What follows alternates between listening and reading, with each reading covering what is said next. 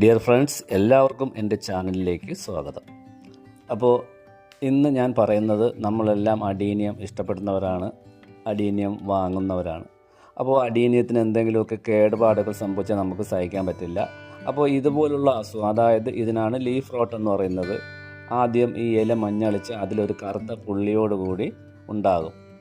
അപ്പോൾ അതൊരു ഫംഗസിൻ്റെ അറ്റാക്കാണ്.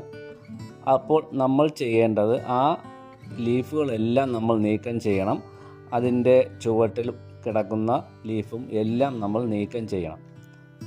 അതിനുശേഷം നമുക്ക് ഫംഗിസൈഡായിട്ട് സാഫ് ഉപയോഗിച്ച് കൊടുക്കാം.